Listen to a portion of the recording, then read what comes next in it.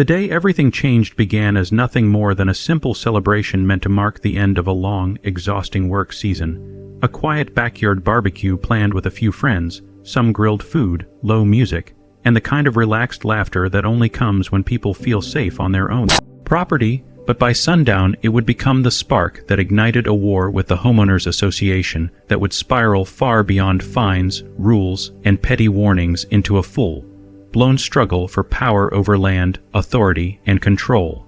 The property sat on the edge of an aggressively regulated subdivision, a place where every mailbox height, lawn blade length, and fence color was obsessively monitored by a board that thrived on enforcement rather than community. And while the house itself was legally inside the HOA boundary, the backyard bordered an undeveloped stretch of public green space that most residents treated as an extension of their own lots, even though none of them truly owned it, which created a constant gray zone the HOA loved to exploit. Preparations for the barbecue had taken days, with permits confirmed, noise levels planned within local ordinance, parking space legally across multiple streets to avoid congestion, and cleanup crews scheduled to leave the property spotless by midnight. Yet none of it mattered to the HOA because the issue was never compliance but control. And control was challenged the moment a gathering happened without their explicit blessing, as the smoke from the grills drifted into the evening sky and string lights flickered across the fence line. Complaints began filing in almost immediately. First as anonymous noise, concerns despite the music barely rising above conversation.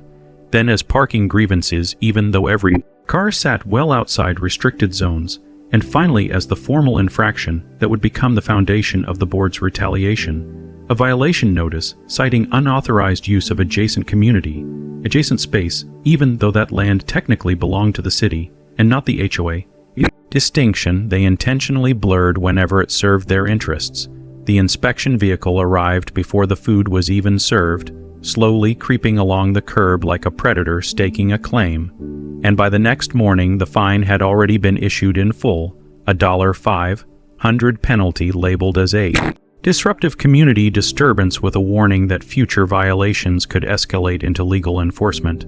What made the fine sting wasn't the money, because that could be paid, but the message that came with it, the unspoken declaration that nothing on that land would ever truly belong to its residents so long as the HOA decided otherwise. Appeals were filed immediately, backed by municipal permits, noise readings, timestamps, and property lines, but the board rejected them with speed that made it obvious the decision had been made long before any review began, and within days rumors began spreading that the HOA intended to use the same tactic to shut down all private gatherings that didn't filter through their approval process,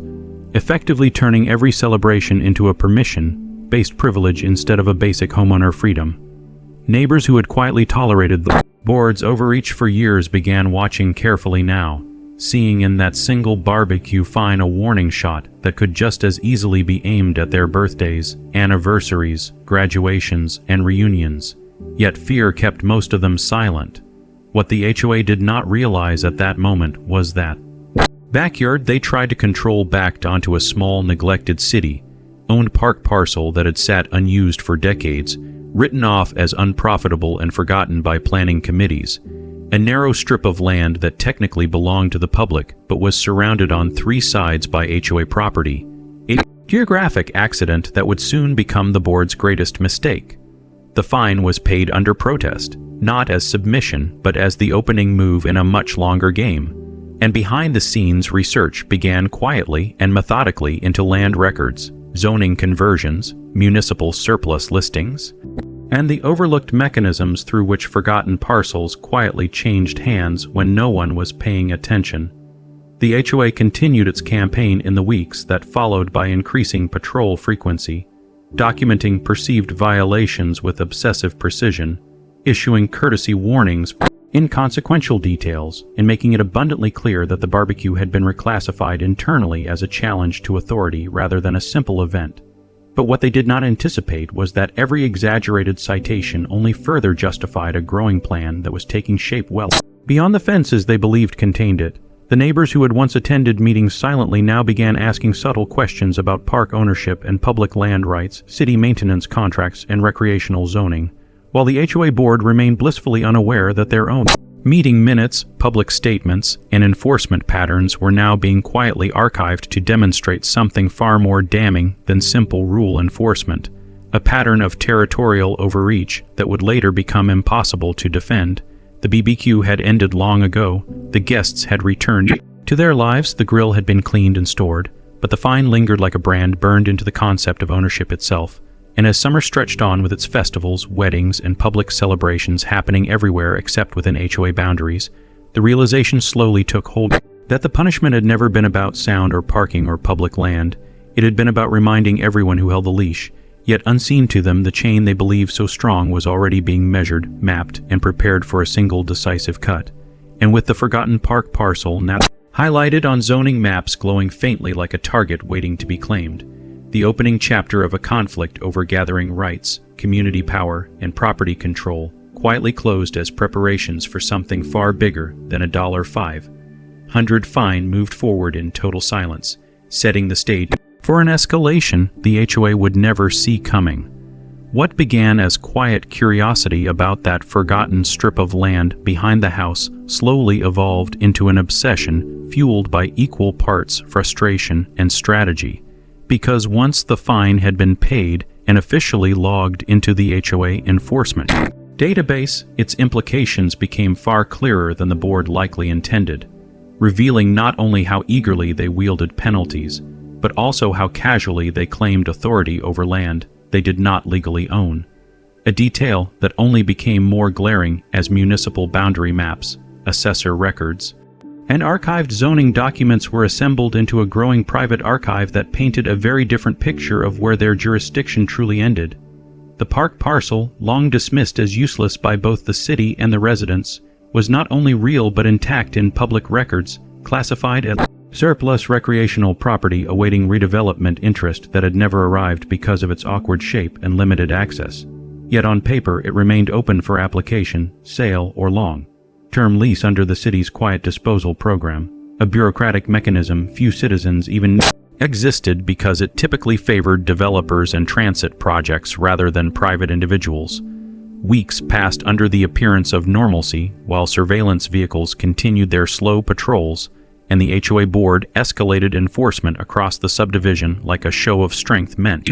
to reinforce the lesson of the barbecue, levying fines over minor trash bin placement, decorative lighting brightness, and unapproved visitor parking, each citation adding to a rapidly growing atmosphere of tension that simmered beneath neatly trimmed hedges and freshly painted fences. Behind that calm facade, inquiries were submitted to city offices under digital anonymity, requests that carefully avoided any hint of retaliation intention while drawing out every conceivable legal pathway through which surplus land could be acquired, leased, or rezoned. And each reply arrived like a puzzle piece sliding into place, revealing that the park was not only eligible for sale, but had already been flagged internally as maintenance negative due to drainage issues and low public usage, effectively making it a liability the city would gladly remove from its ledger at the right price. As that realization settled in, attention shifted toward the HOA unspoken but deeply entrenched reliance on that very park as the centerpiece of its social control. Because while the board loved to dictate what residents could do on their own property, nearly every sanctioned community gathering had quietly migrated to that outdoor space over the years, allowing the HOA to regulate behavior through permits, deposits, and revocable privileges while maintaining the illusion that the events were happening on neutral, shared land. Summer movie nights, holiday festivals, fitness groups, charity runs, and election forums all traced back to that single strip of public ground that the HOA treated as if it were their crown jewel despite never holding title to it. A contradiction so stark it almost defied belief that no one had challenged it sooner. By September, financial forecasting had begun, calculating not only the acquisition cost but the downstream ability to absorb landscaping, fencing, lighting, insurance, and tax liabilities without relying on any outside partnership or HOA-connected management. Because the ultimate goal was total independence from the very authority that had levied the original fine, severing the invisible leash entirely rather than merely testing its reach. At the same time, patterns within the HOA governance became impossible to ignore as minutes from public meetings revealed internal language that framed residents as compliance units rather than homeowners, prioritizing enforcement optics and deterrent visibility over community satisfaction, phrases that would later echo in legal filings but were now quietly reinforcing the moral certainty behind what was unfolding. When the first exploratory offer was submitted to the city for the park parcel, it was deliberately conservative in valuation to test the administrative waters, and when the response came back not as a rejection but as a counter proposal requesting minor adjustments and updated environmental assessments, the reality became undeniable that the land was truly within reach. As fall approached, the HOA unknowingly accelerated its own undoing by announcing new event restrictions that limited food service, amplified sound, and permitted crowd size at all HOA-sponsored activities, rules that conveniently exempted board-hosted gatherings while tightening the noose around resident-run functions, and those contradictions began to stir quiet resentment throughout the neighborhood as families canceled planned celebrations and nonprofit groups struggled to meet the newly imposed criteria. Meanwhile, contractors were already being consulted under neutral pretexts to evaluate drainage correction, accessibility grading, and barrier installation for the park parcel, feasibility studies framed as speculative investments rather than anything personal. Yet each estimate brought the vision closer to physical reality, transforming the abstract notion of leverage into concrete dimensions of steel fencing, locked access points, and privately controlled amenities that could be activated or restricted at will. Funding was secured gradually and discreetly through layered accounts and investment vehicles that avoided any visible trace back to the original homeowner property, not for secrecy alone, but for insulation against the inevitable moment when the HOA would realize the ground beneath its authority had begun shifting.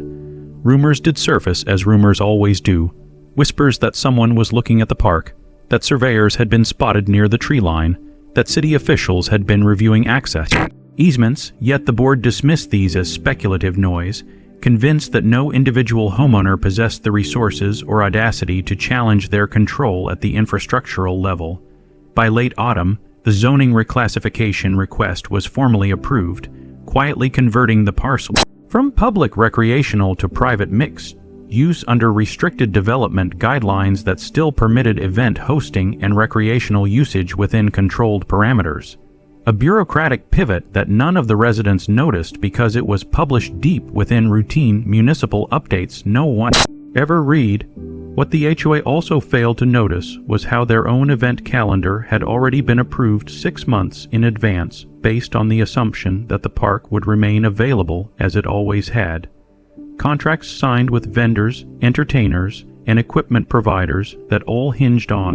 access to land they did not own and had never actually secured. The purchase agreement followed soon after, executed without fanfare, recorded as a quiet transfer between the city and a private holding entity unnamed in any HOA database, the type of transaction that slipped beneath public drama because it violated no law and raised no obvious red flags, yet the implications of that deed would soon ripple outward with devastating precision.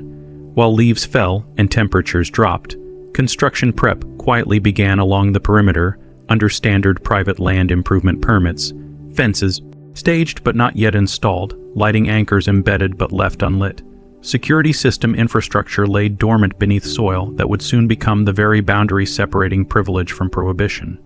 Through it all, the HOA continued to levy fines, continued patrolling, continued issuing warnings, unaware that each act of petty enforcement was only sharpening the blade that would soon sever their access to the single resource that had allowed them to project authority far beyond their legal jurisdiction.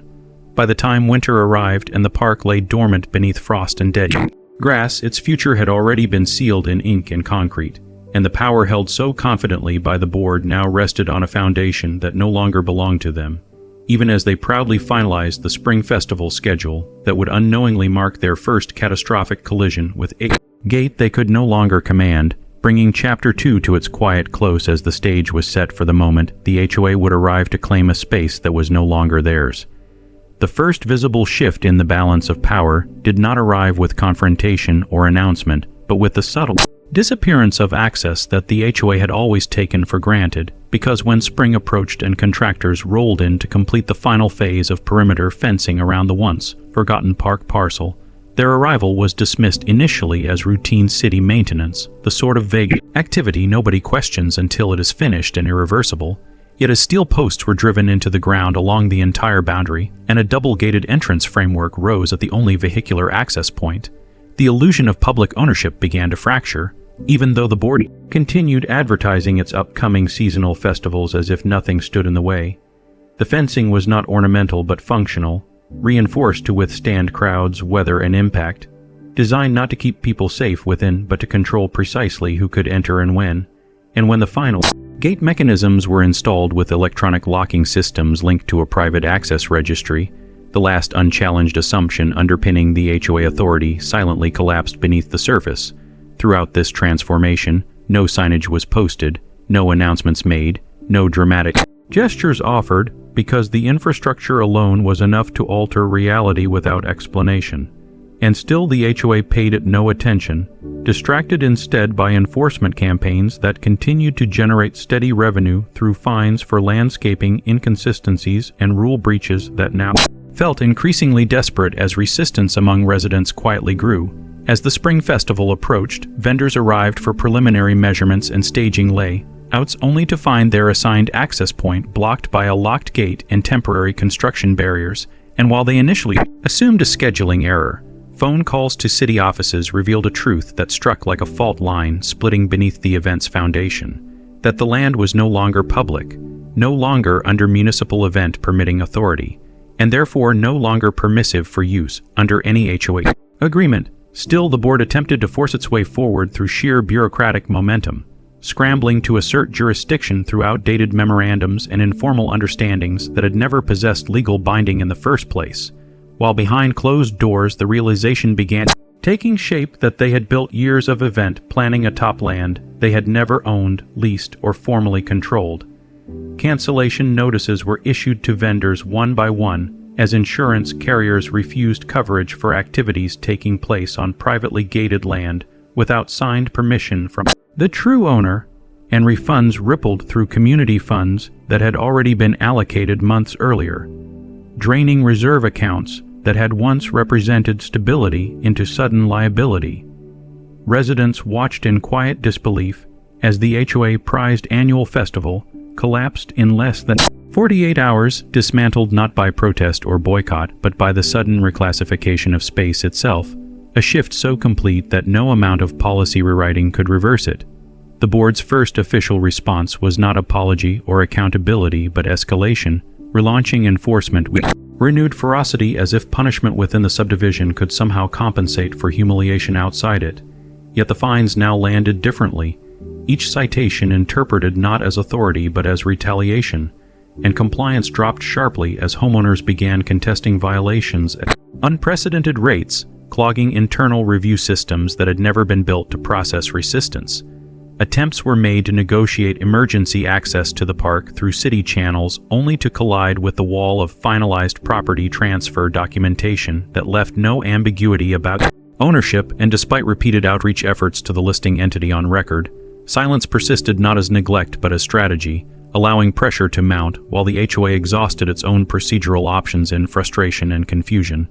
During this collapse, preparations continued quietly inside the newly secured park space, lighting systems tested after sunset, path grading finalized, drainage corrected, and landscaping reshaped into segmented zones capable of hosting or excluding large groups at will. Yet all of it remained invisible to those cut off from its perimeter by locked steel and unused gates. The psychological impact of that invisible work was profound even without physical access, because the mere existence of a controlled alternative to HOA-managed spaces shattered the board's monopoly on communal life, shifting the neighborhood's unspoken power center away from enforcement halls and back toward privately directed gathering. When the HOA attempted to reschedule the festival on short notice within subdivision streets to preserve appearances,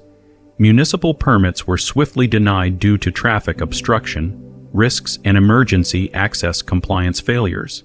Conditions that had always been mitigated previously through the use of open park land, but now left them with no viable fallback, exposing how structurally dependent their authority had become on territory they never actually governed. Whispers spread across patios and sidewalks that control itself was slipping from the board's hands, that the original barbecue fine had somehow ignited a chain reaction few understood yet all could feel, as canceled events accumulated and public embarrassment loomed dangerously close to becoming public reckoning. As resident confidence grew, so too did curiosity about the silent absentee owner behind the park transformation, speculation drifting through informal networks without confirmation, though patterns slowly aligned as people noticed the fencing alignments near the original barbecue property, the access angles that favored one side discreetly while blocking another, and the subtle way utility improvements followed pathways linking back toward a single backyard that had once been the stage of a modest gathering punished with disproportionate force.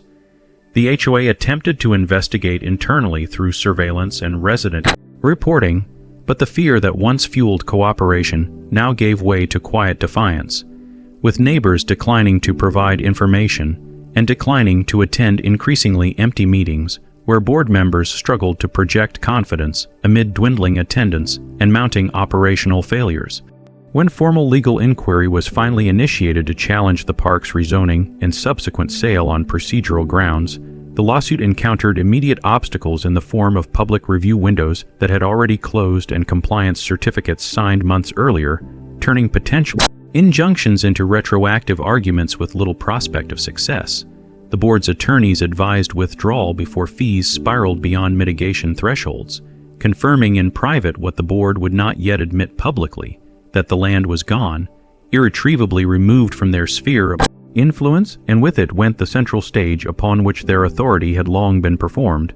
As spring matured and the dates of the canceled festival passed in awkward silence, residents began organizing their own private gatherings again under the quiet understanding that a new venue soon existed that was not beholden to HOA control, though access remained selectively closed for the moment, its power not yet revealed because leverage grows strongest when anticipation outweighs visibility.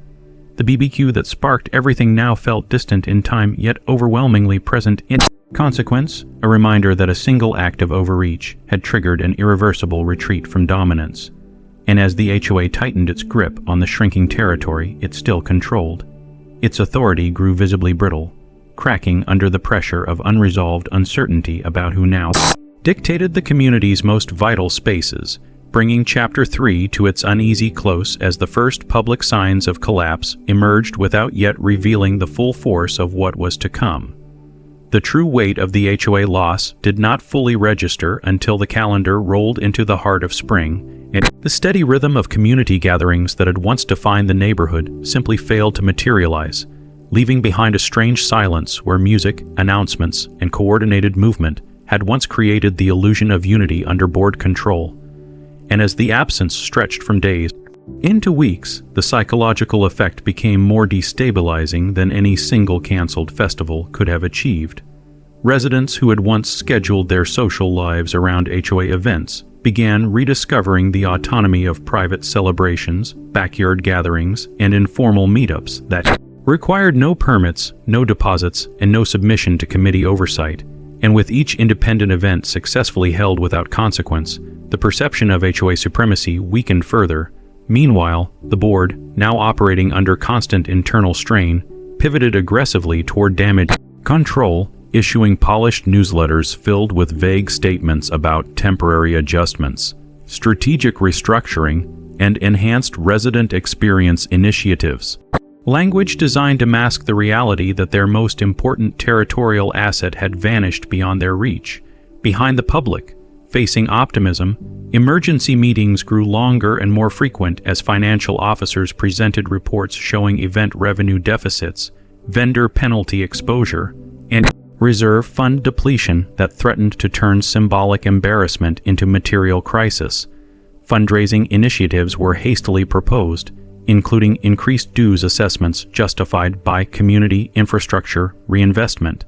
though no new infrastructure actually existed to justify the expense, and the backlash to those proposals spread with remarkable speed, igniting a level of resident pushback the board had never previously encountered. Attendance at HOA meetings swelled not with obedience but with scrutiny Homeowners demanded explanations for missing festivals, rising fines, and vanishing funds, and while the board attempted to maintain composure, the cracks in their narrative widened with every carefully phrased non-answer.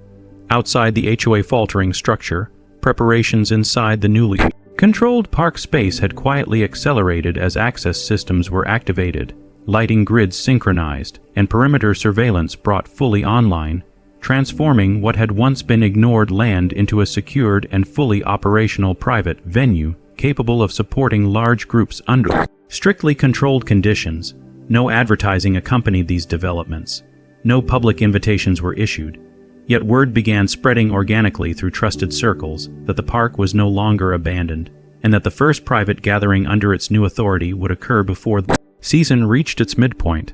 As that anticipation built quietly among residents, the HOA unknowingly did more to amplify its impact by issuing a neighborhood-wide notice announcing that all remaining spring events were officially suspended pending venue reevaluation. An announcement that confirmed beyond doubt what many had already suspected, that the board's control over community space had been broken. The suspension triggered a subtle shift in social gravity as residents who had previously aligned their schedules with HOA programming now found themselves free to choose where and how to assemble, and in that vacuum of structure, the first invitations began circulating not through official bulletins but through private channels, subtle messages indicating time, date, and location without explanation, only the promise that the gathering would not require permission from anyone but the host. On the day of that initial private event, vehicles began arriving along the previously dormant access road leading to the gated park entrance, where security staff verified pre-registered access credentials and admitted guests one by one into a space that now felt both familiar and entirely transformed, landscaped in a way that preserved its natural appearance while quietly enforcing invisibly structured movement, guiding attendees away from unsecured areas and towards central open zones designed for assembly. Within hours, the park was alive again, not under HOA banners or rule boards, but under simple canopies, freeform seating, and loosely organized activity clusters that emerged naturally without oversight. A living demonstration of what the HOA had inadvertently suppressed for years through its rigid control mechanisms. News of gathering spread rapidly once it was evident that neither fines nor enforcement followed, and by evening, dozens of residents who had once organized their lives around board approval were mingling freely on land that no longer recognized the HOA at all. From beyond the fence line, the board's surveillance patrol vehicles could observe the activity but not intervene, their former authority reduced to passive observation as they watched the very kind of event they once monopolized take place entirely outside their jurisdiction. Attempts were made to assert influence through indirect channels as the HOA issued warnings reminding residents that gatherings at unapproved external venues could still result in code enforcement if secondary violations were identified, a tactic that only accelerated resistance as homeowners began deliberately conducting perfectly compliant events elsewhere to demonstrate the limits of such threats. Frustration within the board grew palpable as members realized that every enforcement lever left to them only applied to a shrinking island of relevance while the center of community life steadily migrated beyond their reach. Legal counsel advised caution against further escalation, warning that aggressive interference with resident participation in private venues could invite civil claims that would further expose the board's pattern of overreach. Yet that advice clashed directly with the board's instinctive reliance on punishment as its primary tool of governance. As weeks passed, the privately controlled park hosted additional gatherings across multiple social groups, some organized around celebrations that the HOA had previously restricted. Others formed simply for the sake of unregulated community connection. And with each new event, the psychological authority of the board eroded further, replaced not by rebellion, but by indifference. Neighbors who once spoke in whispers about HOA power now discussed it openly with detached amusement, recounting the speed with which it had unraveled after years of unquestioned dominance, and the original $500 barbecue fine increasingly took on the status of folklore, retold as the moment the board unknowingly struck the lever that collapsed its own infrastructure. Under mounting pressure, the HOA attempted to fast-track development plans for alternative venues within the subdivision, proposing the conversion of small green pockets, road medians, and empty lots into makeshift event spaces, yet each proposal collided with zoning limitations, safety compliance requirements, and resident objections that together rendered the ideas impractical if not outright impossible. The board's financial dependency on event fees became impossible to hide as budget shortfalls forced visible cutbacks in maintenance, security staffing, and amenity servicing, further undermining the illusion of competence that had once sustained their authority. Amid this unraveling, the privately held park remained conspicuously absent from public discourse, neither advertised nor acknowledged by name within HOA communications, a deliberate omission that only heightened its symbolic power as the unseen alternative that existed entirely beyond board control, yet continued to redefine the social landscape. By the time spring ripened into early summer and heat once again filled the air, HOA grip on the cultural life of the community had loosened beyond recovery, and what had begun as a single retaliatory fine had evolved into a systemic redistribution of power accomplished not through legal confrontation or public spectacle, but through quiet territorial transformation. Bringing Chapter 4 to its close as the neighborhood crossed the unseen threshold from enforced order into reclaimed autonomy. By the time early summer settled over the neighborhood with its long evenings and relentless heat, the power vacuum left behind by the HOA fading influence had become impossible to ignore, because where rigid control had once dictated the flow of social life, a new, unregulated energy now moved freely between households, backyards, and the privately controlled park that had quietly become the gravitational center of the entire community. The board continued issuing newsletters and compliance reminders, but their language had shifted subtly from commanding to pleading as attendance at meetings dwindled and enforcement actions increasingly failed to generate the fear they once inspired, and with each ignored citation their authority eroded further, replaced by an unspoken understanding among residents that the HOA could no longer dictate where community life truly existed. Privately managed park, once invisible, now existed as a quiet certainty in the background of every neighborhood interaction, a space that required no ideological allegiance or submission to petty rules, only respect for access protocols and property boundaries, and in that simplicity it offered something the HOA never had: freedom without surveillance. Larger gatherings began taking shape naturally as word spread through informal networks, not through mass announcements but through invitation chains that expanded organically. And with each event, the park's role shifted from secret alternative to de facto community hub, a transition that unfolded so smoothly that no single moment marked the crossing, only the gradual realization that more people now socialized there than in any HOA-sanctioned venue. The board watched this shift with mounting frustration, realizing too late that they no longer controlled the stage upon which influence was performed, and every attempt they made to reclaim relevance through enforcement only highlighted the shrinking scope of their power, as residents carefully complied with technical rules on their own property while directing their real social lives beyond HOA jurisdiction altogether.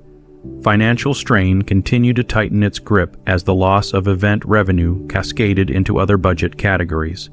forcing the board to defer maintenance on shared amenities that once symbolized prestige, from pool refurbishments to landscaping upgrades, and those visible signs of neglect further accelerated dissatisfaction among homeowners who now compared the HOA declining spaces with the steadily improving grounds of the privately managed park visible just beyond the fence line. Attempts to raise dues met formidable resistance as residents questioned openly what value the association still provided now that it no longer facilitated the gatherings, celebrations, and shared experiences that once justified its authority. And the board found itself trapped in a paradox of governance, unable to fund improvements without resident support and unable to win resident support without meaningful improvements. As the privately controlled park expanded its infrastructure with additional shaded seating, discreet lighting, and improved pedestrian flow,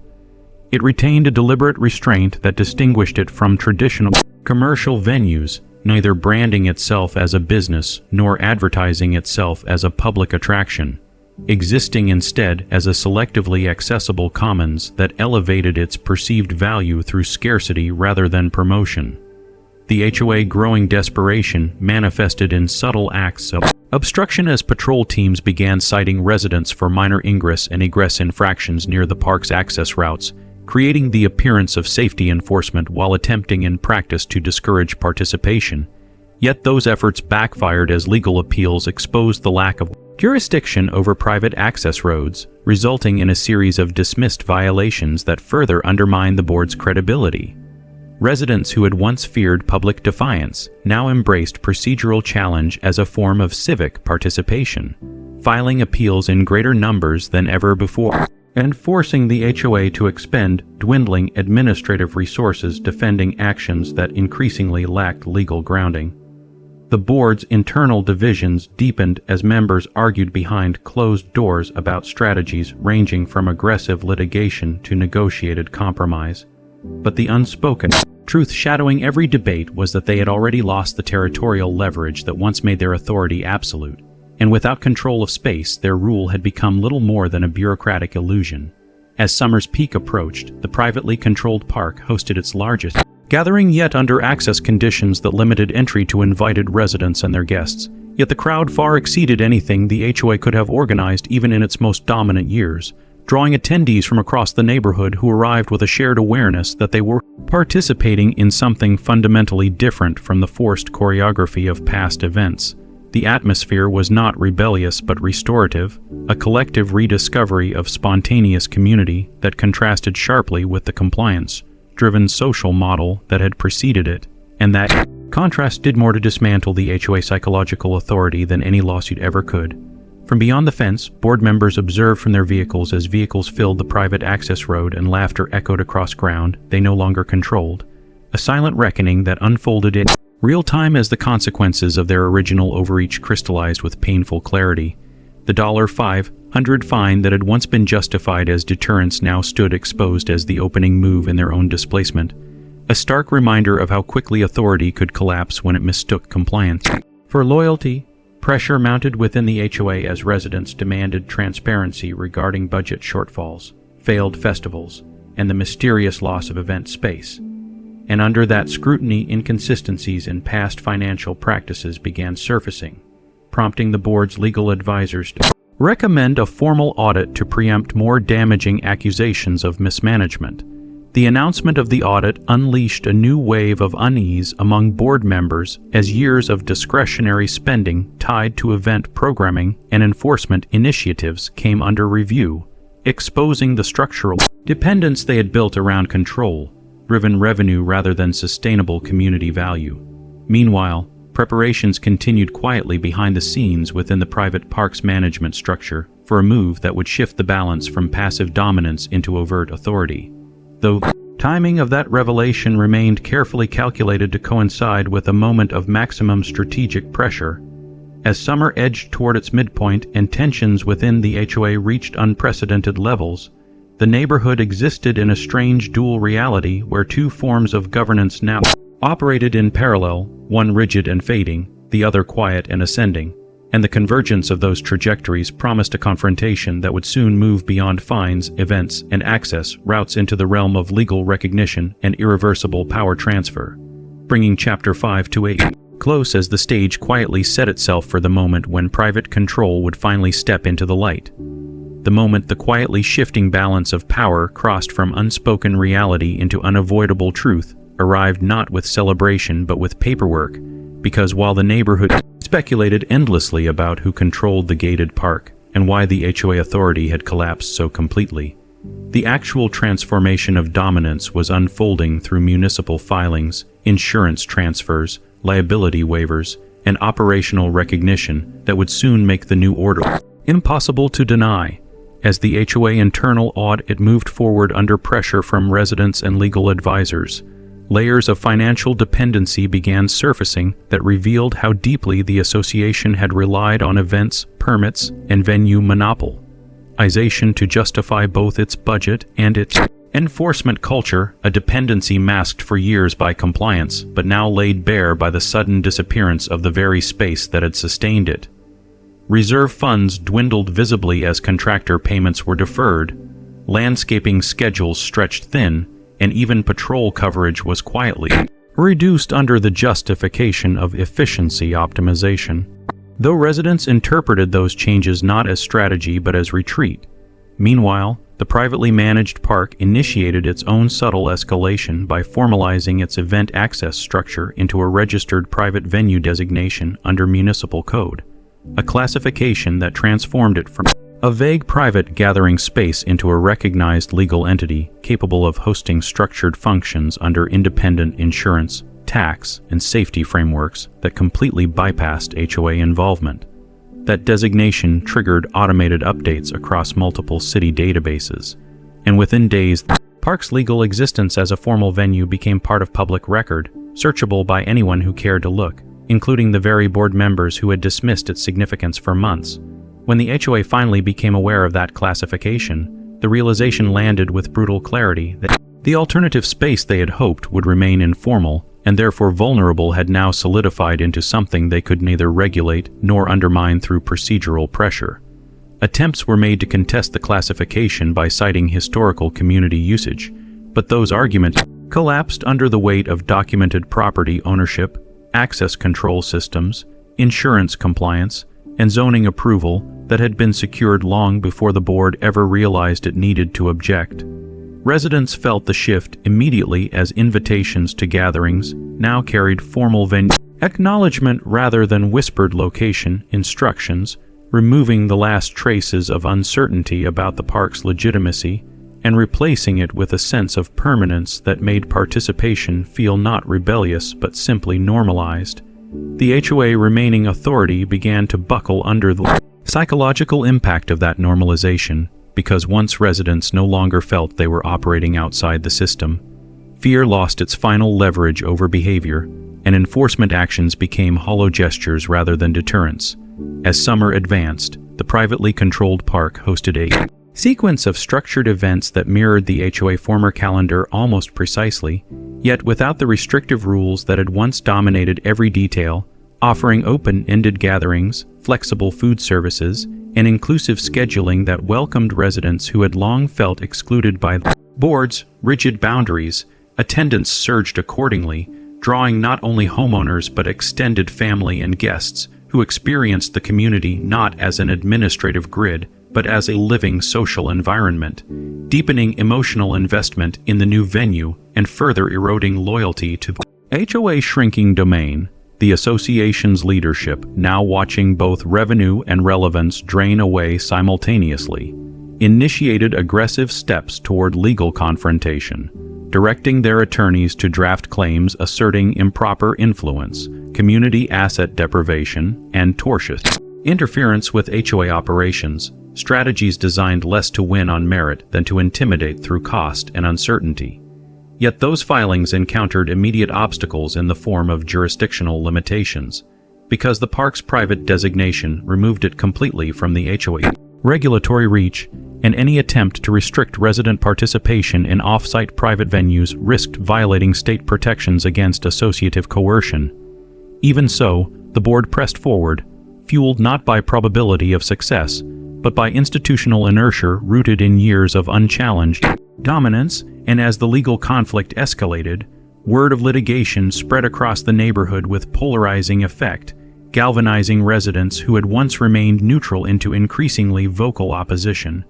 The lawsuit itself became a public symbol not of authority but of desperation, an attempt to claw back relevance through confrontation rather than reform, and residents who had tolerated the board's excesses for years now openly questioned why their dues were being diverted into legal battles instead of community services. As pressure mounted, the HOA attempted to justify its actions through emergency town halls and special notices that framed the park as a destabilizing external threat. Yet those narratives rang hollow in the face of visible improvements and positive experiences residents encountered firsthand at the new venue, and credibility eroded with each contradiction. Between official messaging and lived reality, the turmoil reached a tipping point when several long-serving HOA contractors quietly terminated their agreements, citing uncertainty in funding continuity and reputational risk associated with the escalating conflict, a development that further destabilized basic operations and accelerated the perception that the board's grip was slipping beyond recovery. At the same time, the privately controlled park finalized its long-term operational structure through management contracts, maintenance endowments, and security staffing models that ensured its stability regardless of external pressure, effectively locking in the power shift not as a temporary disruption, but as a permanent reorganization of community space and influence. The original barbecue fine, once a trivial but infuriating penalty, now appeared in hindsight as the catalytic error that set in motion an outcome far larger than anyone on the board could have imagined, an outcome in which their attempt to assert dominance had instead exposed the fragility beneath it. As legal briefs multiplied and the HOA internal divisions deepened into open factionalism, residents found themselves living within a community that now operated under two radically different philosophies of authority, one rooted in coercion and diminishing resources, the other in access control, property ownership, and voluntary participation.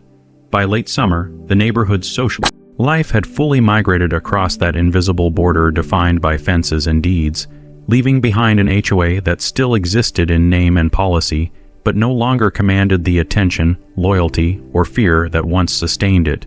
bringing Chapter 6 to its close as the conflict entered its most dangerous phase, where legal consequence and public legitimacy would decide the final shape of power. By the time early autumn arrived and the oppressive heat of summer finally began to loosen its grip on the neighborhood, the conflict had moved beyond social dominance and into the cold, irreversible territory of legal consequence, where power was no longer measured in attendance or influence, but in documents, statutes, and rulings that could not be undone with speeches or threats. The HOA lawsuit, once announced with dramatic urgency meant to intimidate and rally fearful loyalty, now unfolded sluggishly through procedural delays and jurisdictional challenges that steadily drained both momentum and money. And with each passing week, the board's promised reckoning with the privately owned park grew weaker rather than stronger. Residents watched as legal costs mounted openly in quarterly financial disclosures that were now scrutinized line by homeowners who had grown tired of vague explanations and disappearing funds, and what they saw confirmed their suspicions that the association was bleeding resources at a rate it could not sustain. Special assessments were proposed to cover extraordinary legal defense expenses. But the votes failed repeatedly as homeowners rejected the idea of paying to fight a battle that many now believed the board had provoked through its own unchecked overreach. Trust, once eroded quietly through years of petty fines and silent intimidation, now collapsed openly as residents refuse to bankroll what they increasingly interpreted as a personal war of pride rather than a legitimate defense of community interests. The privately controlled park, meanwhile, continued its steady expansion not in size but in significance, hosting seasonal events that mirrored what the HOA once considered its exclusive domain, from autumn festivals to neighborhood charity drives, all operating smoothly under its own governance and insurance frameworks with none of the administrative chaos that plagued the board's shrinking operations. The contrast between the two systems became impossible to ignore, one operating with quiet precision and voluntary compliance, the other stumbling through emergency votes, budget freezes, and contractor withdrawals that left basic services stretched thin. Even the HOA patrol presence diminished, cars appearing less frequently, and citations dropping sharply as staffing levels were quietly reduced to cut costs. A change residents noticed immediately because the ever-present pressure of surveillance had been one of the most tangible symbols of the board's authority. Without that pressure, long-suppressed resentment surfaced openly as homeowners began modifying their properties with renewed confidence, planting forbidden hedges, repainting non-approved trim, hosting backyard gatherings without fear of immediate reprisal, and each unpunished deviation further diluted the board's remaining aura of control. Internal fractures among board members deepened into near paralysis as resignations began quietly at first, then in clusters, with long-serving officers stepping down under the stated reasoning of personal obligations. That few believed, leaving behind a leadership vacuum that remaining members struggled to fill amid collapsing morale and public hostility. Attempts were made to recruit replacements, but few residents were willing to step into positions now associated with controversy, financial instability, and public scrutiny, and the pool of willing volunteers shrank to almost nothing. As governance faltered, the HOA legal strategy unraveled piece by piece in court as motions were dismissed. Claims narrowed, and jurisdictional boundaries reinforced in rulings that left little room for the board's original narrative of territorial interference. Each adverse decision sent shockwaves through the already strained leadership. not only because of the immediate legal implications, but because each ruling quietly validated the very boundaries of authority that the board had long tried to blur for its own advantage. Residents followed these developments closely, sharing updates across informal networks and transforming what had once been whispered speculation into widely understood fact, that the HOA had overreached, had lost, and now stood exposed in front of the very community it once ruled through fear. The privately controlled park remained notably absent from the legal battlefield itself, protected by procedural insulation and strategic silence, never issuing public statements, never engaging in rhetorical escalation, allowing the HOA to exhaust itself against the immovable reality of jurisdictional law rather than direct opposition. As October approached, the tipping point arrived not with a final ruling, but with the release of the OD, its preliminary findings, which documented years of spending tied disproportionately to enforcement infrastructure, patrol contracts, event regulation systems, and legal contingency funds while underserving maintenance, safety improvements, and genuine community development, effectively revealing that the board's priorities had long favored control mechanisms over resident well-being. The report did not accuse criminal wrongdoing, but it exposed misalignment so stark that even previously neutral homeowners could no longer justify continued trust in the association's leadership. Outrage spread quickly once those figures became common knowledge, and emergency petitions calling for board restructuring, recall, elections, and bylaw reform circulated with unprecedented participation, gathering the signatures necessary to trigger binding votes under the very governance rules the board had once used to entrench itself. Occupancy at meetings surged once more, not with anxious silence but with deliberate intent as homeowners demanded structural change rather than temporary reassurance, and the remaining board members found themselves standing not behind authority, but behind policy language they no longer controlled in spirit or public support. The privately controlled park hosted a large seasonal gathering during this period that consciously avoided any reference to the ongoing chaos within the HOA, offering instead a simple environment of shared food, recreation, and unregulated connection. A quiet reminder of what community life could resemble without the constant shadow of enforcement looming over every interaction. While the HOA grappled with recall procedures and funding crises, the park continued operating as if untouched by the conflict, and in doing so it demonstrated something far more destabilizing than open opposition, that the board was no longer necessary for communal cohesion. The original barbecue fine, now nearly a year in the past, had transformed fully from a personal grievance into a symbol of institutional self-destruction, an unintentional first domino in a chain that dismantled an entire power structure without a single public protest or dramatic confrontation. By late autumn, the HOA lawsuit stood largely hollowed out, reduced to narrow disputes stripped of the sweeping authority claims that once formed its backbone, and with each legal concession, the board's justification for continuing the fight weakened further. Residents now spoke openly about life after the HOA reign of unquestioned control, not necessarily its dissolution, but its transformation into something smaller, more transparent, and less intrusive. Though even that future seemed uncertain as dwindling participation left the association struggling to maintain even basic quorum for decision-making. As the season turned and the first leaves fell across streets that no longer felt bound by a single governing will, the neighborhood stood on the edge of final resolution, aware that one last structural shift remained before the conflict could truly conclude, bringing Chapter 7 to its tense and anticipatory close as the community prepared for the decisive reckoning that would determine whether the HOA would reform, fracture, or fade into irrelevance entirely. The final reckoning did not arrive with a dramatic courtroom verdict or a public spectacle of confrontation, but through a slow, procedural unraveling that carried far more lasting consequence than any single ruling could have delivered, because when the recall petitions triggered by the OD, its preliminary findings advanced into formal vote status, the machinery of the very HOA governance system that had once been used as a weapon now turned inward with merciless precision, transforming policy into consequence as residents exercised authority they had not fully realized they still possessed.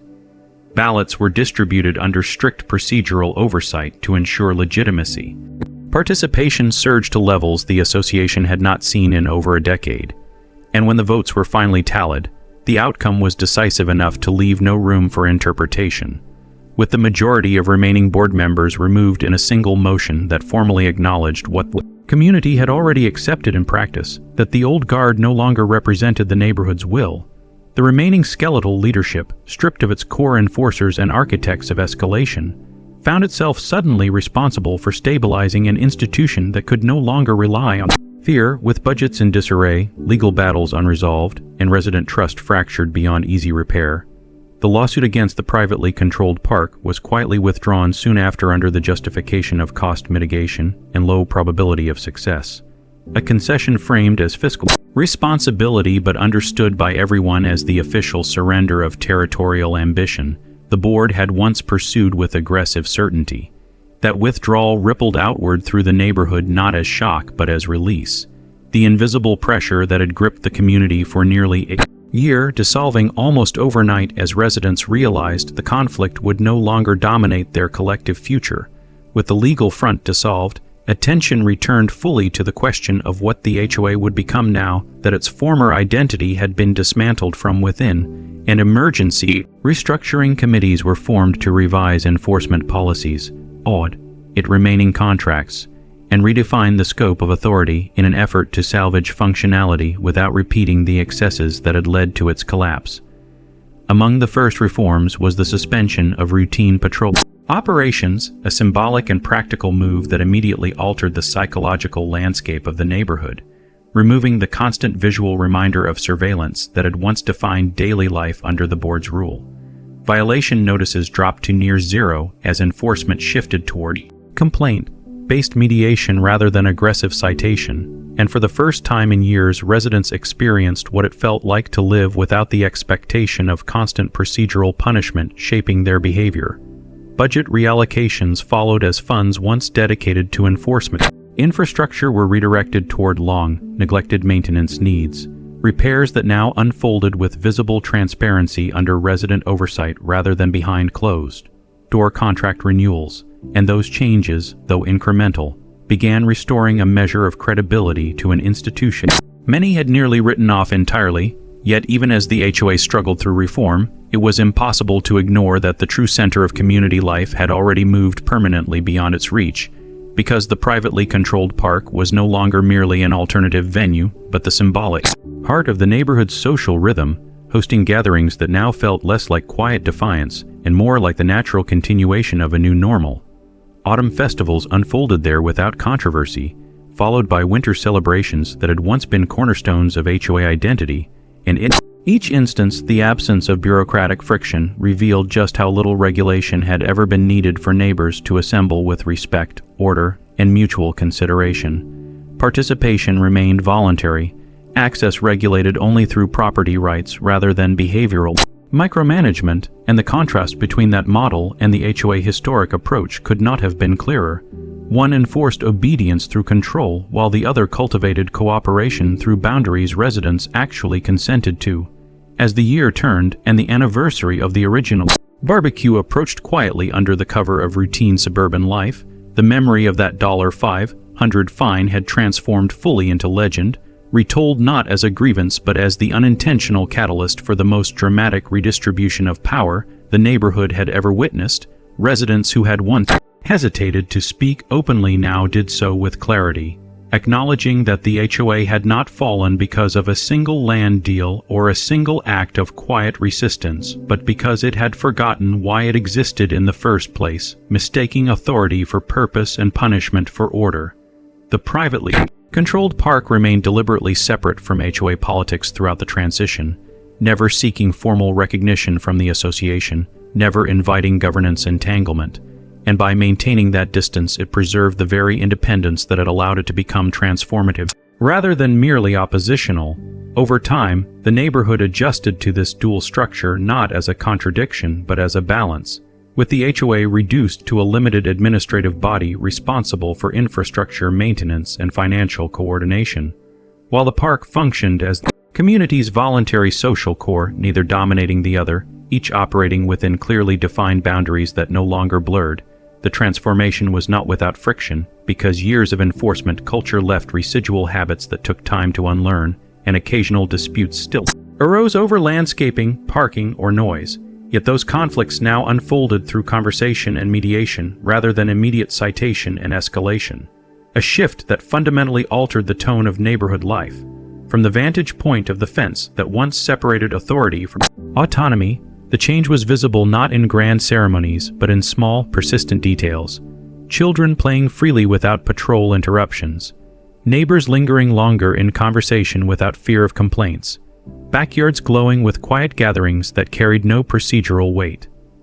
HOA remaining leadership, humbled by loss but steadied by reform, gradually accepted the new limits of its influence, and while it would never again command the unquestioned obedience it once enforced, it found a strange stability in that reduced scope, no longer burdened by the unsustainable expectation of total control. The privately controlled park continued its steady operation not as a monument to retaliation, but as a reminder of the power inherent in ownership, boundaries, and patience.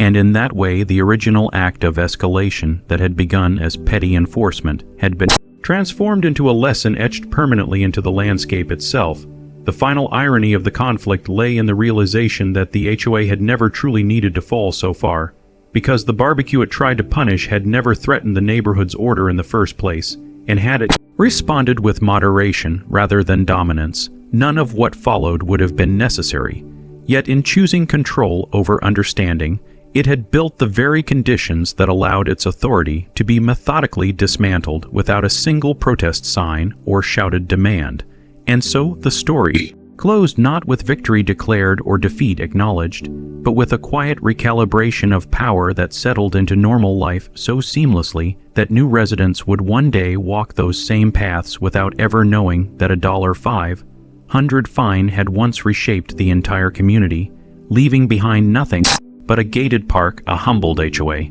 and the enduring lesson that authority loses its meaning the moment it forgets who it was meant to serve.